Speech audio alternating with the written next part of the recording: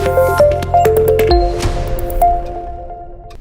आज हमारे साथ है बहुत ही beautiful, gorgeous and hot Nikki Tamboli. First of all Nikki, welcome to our channel. Thank you. Like top 3, how does it feel जब टॉप 3 बन के आप बिग बॉस 14 के फिनाले में स्टेज में खड़ी थी? What was the feeling?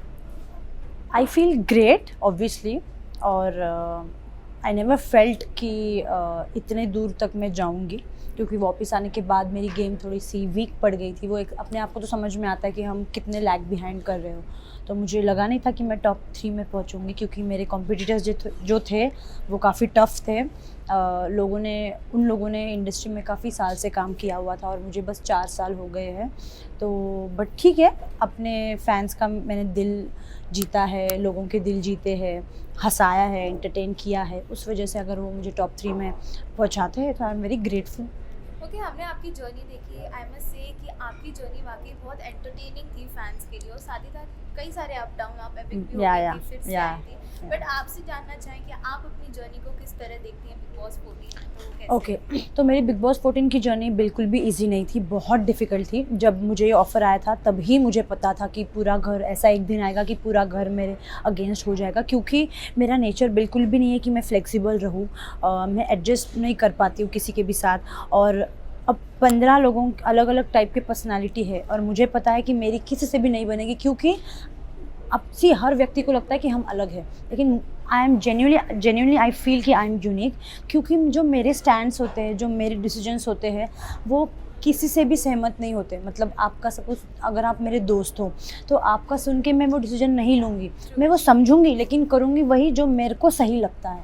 तो मुझे पता था इतने लोग आए हैं, इतना गर्दी है घर के अंदर, किसी से भी जमेगी नहीं, कैसे अपने आप को फ्रॉन्ट करना है, कैसे अपने आप का पक्ष सही से दिखाना है कि मैं ही सही हूँ. तो मुझे पता था कि ये ऐसा सिचुएशन आएगा कि सब लोग अगेंस्ट हो जाएंगे. पहले ही हफ्ते पूरा घर, जब वो 7 आइटम्स का था, पूरा घर मेरे अगेंस्ट था. तो बहुत डिफ़िकल्ट जर्नी रही है, बहुत अप्स एंड डाउन्स. कोई मेरे साथ नहीं था एक्सेप्ट जान, कोई दोस्त नहीं था. सीनियर्स मेरे फेवर में थे, क्योंकि they know how to play game. तो गेम के हिसाब से अगर देखा जाए तो दे थॉट कि ये सही है लड़की जो भी है. तो और बाकी सबको तो पता ही नहीं था कि गेम था क्या, वो है क्या, वो कहाँ आए हैं, उनको कुछ समझ में नहीं आ रहा था जितना मुझे समझ रहा था बिग बॉस का गेम. तो काफ़ी अप्स एंड डाउन्स थे, काफ़ी डिफ़िकल्ट थी सिचुएशन. लोगों से बना के रखना भी था, सेफ भी खेलना था. बट मैं फर्स्ट हाफ में मैंने बिल्कुल भी सेफ़ नहीं खेला. जो मेरे मन में आया मैंने बोला, जिसको मुझे नॉमिनेट करना था मैंने किया. मैंने अपने दोस्तों को भी कभी कभी डिच कर दिया, इरिटेट होके, फ्रस्ट्रेट होके. तो सेफ़ तो मैंने बिल्कुल नहीं खेला फर्स्ट हाफ में. सेकेंड हाफ में मैंने सोचा, मैं बाहर आई थी, मैंने देखा कि यार रिश्तों की भी वैल्यू करना सीखना चाहिए निक्की, इतना लाइटली नहीं लेना चाहिए रिश्तों को. तो मैंने सोचा, मैंने एक माइंडसेट किया कि मुझे रिश्ते बनाने हैं. तो मैं सेकेंड हाफ में आई तो मैंने कोशिश करी रिश्ते बनाने की, लेकिन मेरी पहले ही दूसरे हफ्ते शायद से मेरे एजाज से फ़ाइट हो गई थी. तो छोटे से रीज़न में तो मुझे ऐसे लगता है कि ताली एक हाथ से नहीं बजती. उनके तरफ से भी कुछ चीज़ें आई तभी मैंने ताली मारी, तो वो दोनों तरफ से आई थी. तो फिर वहाँ पे वो रिश्ता ख़त्म हो गया था. उसके बाद जान तो था नहीं, फिर मेरा किसी और से रिश्ता था ही नहीं. बाकी सब लोग मेरे को मतलब बस जानते थे. रुबीना अभिनव से मेरी क्रॉस थी, लेकिन जब मैं घर पे आई तो मुझे एक वाइब मिली रुबीना और अभिनव से कि वाह, दे आर हैप्पी कि मैं आई. तो मैंने अपने तरफ से भी हाथ बढ़ाया, उन्होंने भी हाथ बढ़ाया कि वो देखना चाहती. मतलब एक कैप्टन, मुझे आज भी याद है, एक कैप्टनसी का टास्क था और सब लोग कह रहे थे राहुल को कैप्टन बनाना है, और आई वॉज़ रेडी, मैं सैक्रिफाइस करने को रेडी थी. मैंने कहा कि ठीक है, मैं राहुल को कैप्टन बना दूंगी. तो फिर रुबीना और अभिनव ऑब्वियसली राहुल के अगेंस्ट से, उन्होंने कहा कि नहीं निकी, हम उसको नहीं बनाएंगे. लेकिन रुबीना ने मुझे कहा था एज अ फ्रेंड, मैं अपनी तरफ से हाथ बढ़ा रही हूँ कि मैं, अगर वो सैक फेंकने का बारी आएगा तो मैं राहुल का सैक फेंक दूंगी, मैं तुझे कैप्टन बनाऊंगी. तो तब मुझे लगा वाह, सामने से अगर कोई हाथ बढ़ा रहा है तो आई शुड ऑल्सो. और तभी से हमारा रिश्ता शुरू हुआ and it went very beautifully. और अभी तक वो रिश्ता है और आगे भी हमेशा रहेगा, क्योंकि एक बॉन्ड अगर दिखता है तो आप उससे कभी लड़ोगे नहीं, है ना. अगर झगड़ा होता भी है तो आप शांत रहोगे, आप गलतियाँ एक्सेप्ट कर लोगे, आप चुप रहोगे, आप एकदम साइलेंट. तो वैसे मेरे और रुबीना की भी मतलब अंडरस्टैंडिंग में बनती नहीं थी, लेकिन जब वो मुझे समझाती थी मैं चुप बैठती थी, और जब मैं कहती थी तो वो भी चुप बैठती थी. हम दोनों अपने अपने पक्ष रखते थे, कितना सुनना है कितना नहीं, सुन लेते थे जी भर के, लेकिन करते हमारे दिल मन के थे. आप तो यूनिक या हो इसलिए फैंस आपको इतना प्यार देते हैं। या लेकिन हमने शुरुआत से ही देखी है जो जीतने का जुनून था वो यस सिर्फ यस निक्की तंबोली में ही था, शुरुआत से लेके ऑफ आखिरी कोर्स तक। यस जब आप टॉप 3 में थी हम्म और रुबीना को एज अ विनर अनाउंस हाँ किया, व्हाट हाँ वाज द फीलिंग? आपको कहीं ना कहीं डिसअपॉइंटमेंट हुई? बिल्कुल भी नहीं, क्योंकि जैसे मैंने कहा जब मैं वापस आने के बाद मेरी गेम वीक हो गई थी, मैंने अपने आप को टॉप 6 में भी नहीं देखा था, क्योंकि सी ना कौन कौन था, रुबीना थी, जैस्मिन, अली, उसके बाद कौन था, एजाज, और मैंने सुना था अभिनव का भी फ़ैन फॉलोइंग बहुत बढ़ गया था। 5 तो यही हो गए, और राखी थी, तो 6 यही हो गए। मैं अपने आप को टॉप 6 में भी नहीं देखती थी, लेकिन पता नहीं ऐसे क्या हुआ, फैंस को मेरा कौन सी चीज़ पसंद है कि मुझे टॉप 3 में पहुँचाया।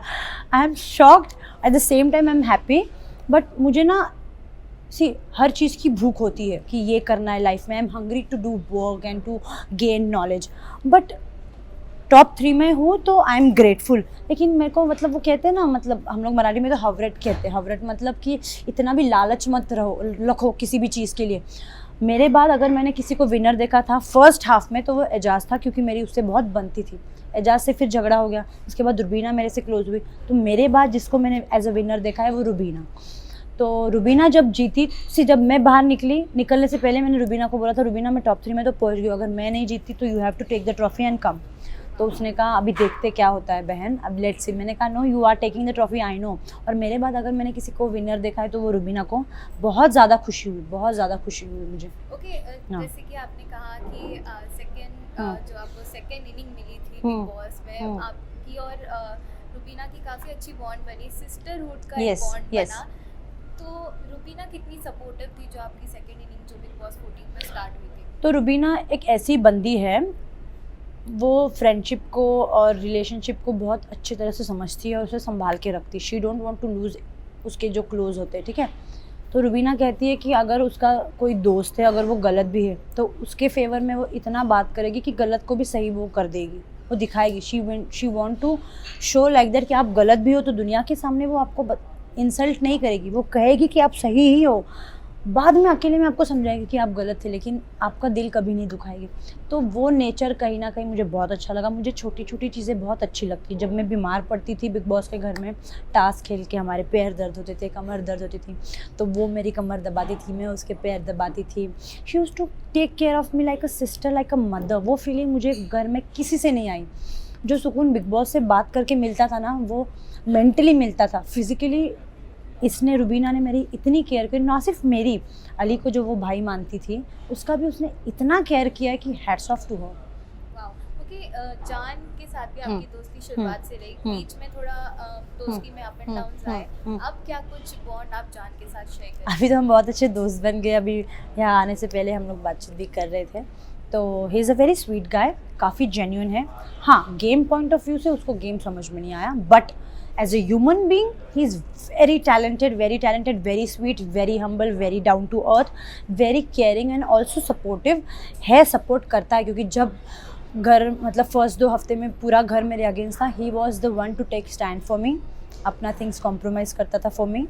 तो हाँ, लोग कहते थे उसका स्टैंड नहीं, बट मुझे जितना लगता है उसने मेरे लिए जितना नेसेसरी था मेरे लिए उसने स्टैंड लिया है। हालांकि उसके लिए नहीं लिया, लेकिन एक दोस्त के लिए स्टैंड लेना भी बहुत बड़ी बात होती है। He is very sweet.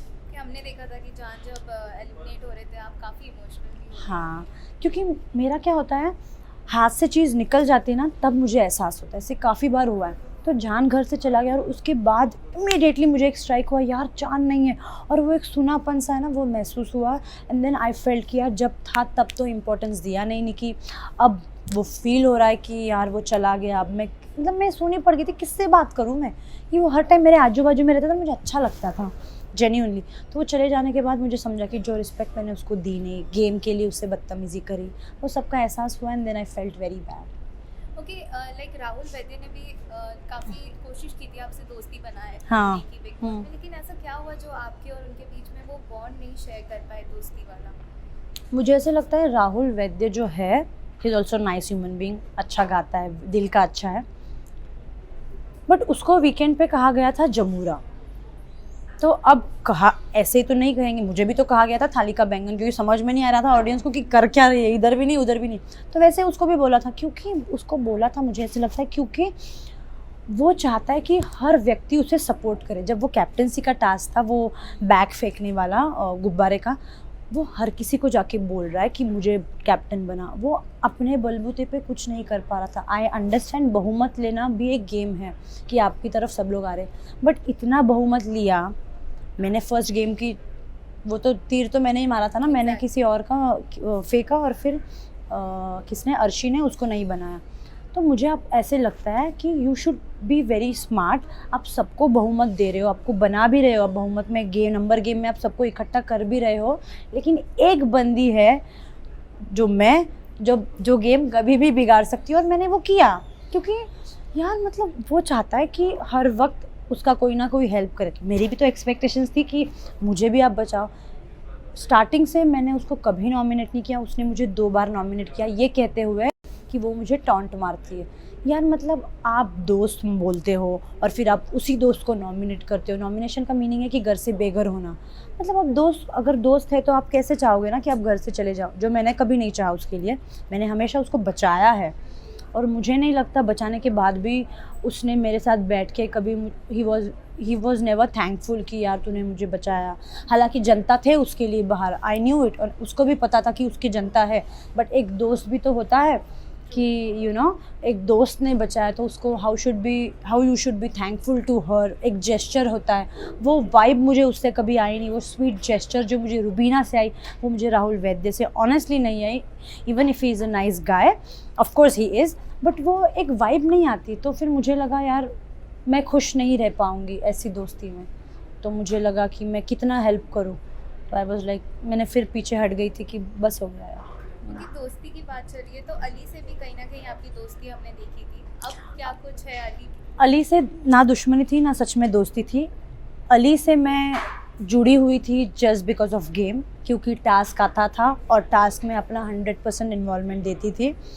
अब जब वो लास्ट टास्क था वैलेंटाइन डे का, जो गुब्बारे फोड़ने थे, तो उसमें मेरा इन्वॉल्वमेंट विद अली था, क्योंकि it was only for the task था, इसीलिए मैं उसका फोड़ रही थी, उसे एंटरटेन बना रही थी, क्योंकि राखी ने हार मान ली थी, वो कह रही थी कि मैं कुछ करूँगी नहीं। तो मुझे उस गेम को बस एंटरटेनिंग बनाना था, इसीलिए मैं उसके साथ कर रही थी, उसके गुब्बारे फोड़ रही थी, उसके पीछे भाग रही थी। At the same time he is a very nice guy, I like him. उसका जो नेचर है, अपफ्रंट होकर जो गेम खेलता है, जो बोलता है डंके की चोट पे बोलता है, तो मुझे वो नेचर वाले लोग पसंद है, और मैंने उसको जेन्युइनली लाइक किया है।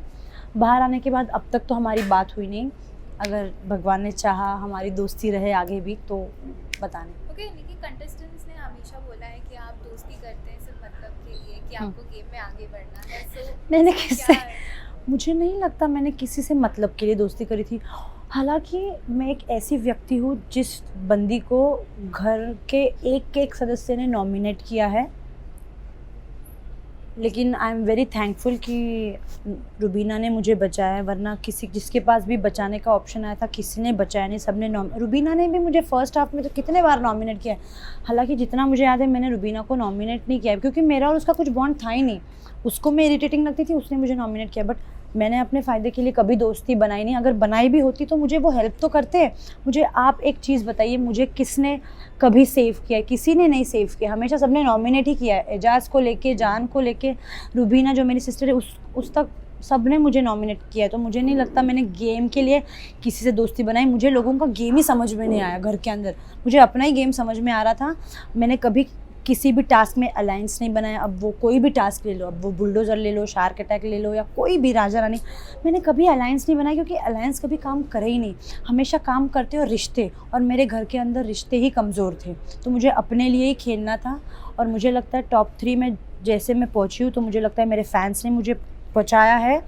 मेरा जो ये था घर में जो कंट्रीब्यूशन था फॉर बिग बॉस, ये मुझे लगता है ये बढ़िया था, फैंस का दिल जीता है। और कहीं ना कहीं मुझे लगता है एंड में रुबीना का जो मेरे तरफ झुकाव था, और जिस तरीके से उसने मुझे सपोर्ट किया और मुझे फाइनलिस्ट बनाया, तो यू कांट वॉक अलोन। आप अकेले नहीं चल सकते, आपको फैंस को लेके, रिश्तों को लेके, टीम को लेके आपको साथ में बढ़ना आवश्यक है। आप अकेले कभी नहीं बढ़ सकते, और मेरे लोग मेरे साथ जुड़े हुए थे, इस बात की मुझे खुशी है। Okay, second last question. Big boss में कई रिश्ते बने, जैसे अली जैस्मिन के बने, पवित्रा एजाज के बने। आपको क्या लगता है ये जो रिश्ता है ये जेन्युइन था कि सिर्फ बिग बॉस में गेम प्ले करने के लिए ये फेक रिलेशन उन्होंने क्रिएट किया? ओके, मुझे लगता है आपको किसी के लिए भी कभी भी प्यार हो सकता है, लाइकिंग हो सकती है, और डेफिनेटली ये जो रिश्ते बने हैं वो जेन्युइन है। मुझे बिल्कुल भी नहीं लगता ये फेक रिलेशन है या फेक दोस्ती है। दोस्ती पहले से थी अली और जैस्मिन की, अब तो एक दूसरे के प्यार में भी है, तो obviously it's genuine, it's very nice. और एजाज और पवित्रा का भी लाइकिंग एक दूसरे के लिए था, अट्रैक्शन था, लाइकिंग था, अब प्यार में वो कन्वर्ट हो गया है, तो obviously it's also genuine. Okay, lastly Nikki, what you have to say all the fans, because हमने आए दिन देखा ट्विटर पे आप ट्रेंडिंग करती रहती हैं, फैंस को क्या कहना और क्या कुछ आने वाले प्रोजेक्ट पे अब आप वर्क ऑन कर रहे हो? मुझे अपने फैंस को यही कहना है कि आप लोगों ने जिस तरह से मुझे सपोर्ट किया, प्यार किया, मैं जिस तरह से आपके दिलों में बसी हुई हूँ वैसे ही मैं बसी रहूँगी आगे भी। आपको मैं जितना एंटरटेन कर सकती हूँ, जितना हंसा सकती हूँ उतना हंसाऊँगी। मैं आप लोगों से बहुत प्यार करती हूँ, मुझे आप लोगों ने ही बनाया है। Without my fans I am nothing. मैं बस हार्ड वर्क कर सकती हूँ, वो वर्क को आप लोग अप्रिशिएट करोगे, आप लोग उसको यहाँ से यहाँ तक लाओगे, तो my fans are very important part of my life. और आने वाले दिनों में you will see me in music videos, hopefully you will soon see me in movies, so just wait for it and keep loving me. I love you a lot. Wow, thank you so much. Thank you. It was amazing having a Thank you. conversation with you. Thank you. so Thank you.